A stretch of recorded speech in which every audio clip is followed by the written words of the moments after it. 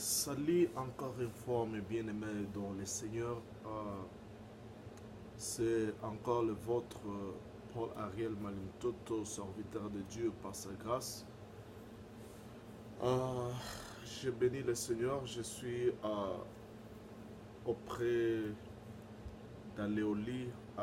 J'étais en train de méditer la parole de Dieu. J'ai compris une chose,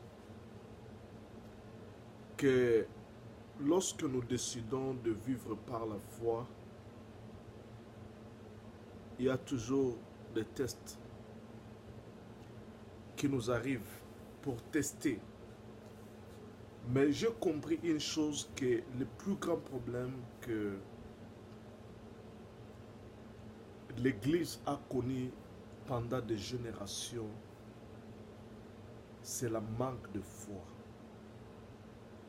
La foi à Dieu. Jésus-Christ avait dit dans Jean chapitre 14, verset 1, ne vous inquiétez de rien.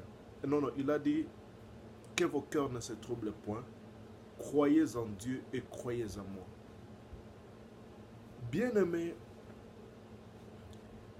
qu'est-ce que Jésus dit là? Que vos cœurs ne se troublent point, croyez en Dieu et croyez en moi. Par là, je comprends que quand tu ne crois pas à Dieu, c'est le trouble qui va envahir ton cœur. C'est les inquiétudes qui vont envahir ton cœur. C'est la peur qui va envahir ton cœur. C'est la terreur qui va envahir ton cœur. Mais si tu crois à Dieu, la terreur, la peur, le trouble, les inquiétudes n'auront pas de place. Parce que tu crois à ce Dieu, qu'il agira à ta faveur. Le plus grand combat de l'homme, ce n'est pas le combat contre le diable, ce n'est pas le combat contre les démons, ce n'est pas le combat contre la pauvreté, contre les échecs, c'est le combat de la foi. Vous savez, le problème est que il y a un combat, ce qu'on appelle le combat de la foi. Le combat de la foi, ce n'est pas combattre les démons.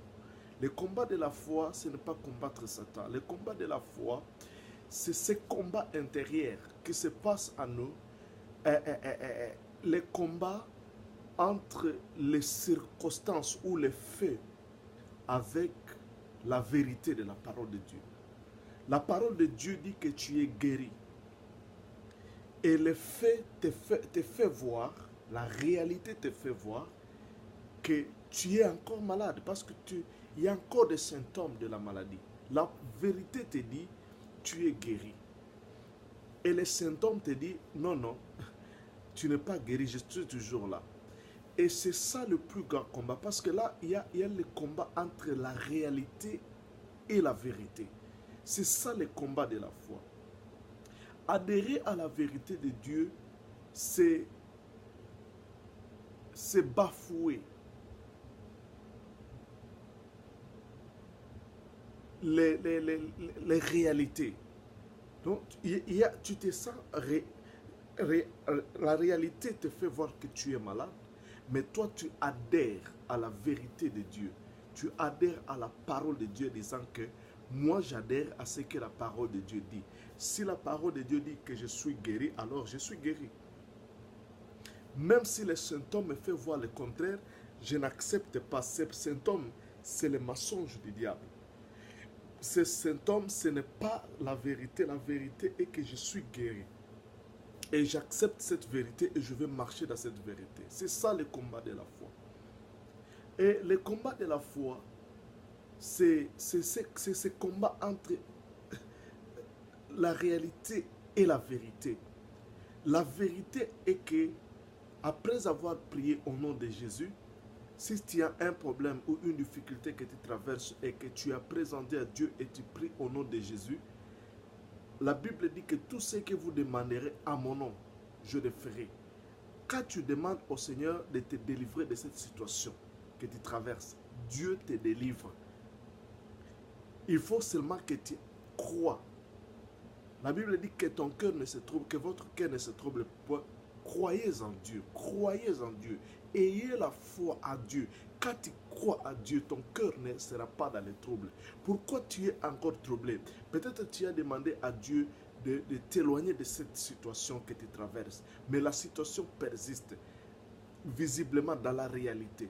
Mais si tu adhères à la vérité de Dieu, tu diras, Seigneur, tu avais dit demander et il vous sera donné. Donc moi je crois que ces problèmes n'existent plus. Et tu commences même à remercier le Seigneur. Tu commences à adhérer, à adorer le Seigneur.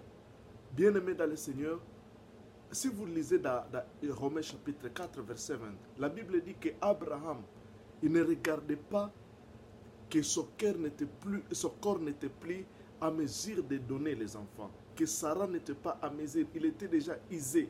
Mais la Bible dit que sans tenir compte de son corps, il donna gloire à Dieu. Donc il avait une foi qui ne tenait pas compte des circonstances, qui ne tenait pas compte des réalités que lui-même traversait. Mais il donnait gloire à Dieu, quoique le corps était déjà isé, quoique la réalité était là, mais il ne tenait pas compte de la réalité. La Bible dit que sans tenir compte de ce qu'il traversait, il donna gloire à Dieu. Sans pouvoir voir rien, sans avoir rien vu, il donna gloire à Dieu tout en croyant que Dieu le délivrera. Alors sur le combat de la foi, mais la Bible dit que vos cœurs ne se troublent pas. Bien-aimés dans le Seigneur, vous savez, ce que le diable, l'attaque que le diable a, quand le diable veut s'attaquer contre quelqu'un, il amène les troubles dans le cœur. Donc tu es là, tu manques la paix, tu manques la joie, tu es dans la peur, tu es dans l'inquiétude, tu es vraiment troublé. Parce que peut-être tu crois que Dieu a tardé. Dieu ne tarde pas. Dieu, il arrive à temps et il te délivrera au temps opportun. Il faut toujours avoir la foi à Dieu. Il ne faut jamais enlever la foi à Dieu. Il faut compter sur Dieu et tu verras sa gloire. Que Dieu te bénisse. Amen.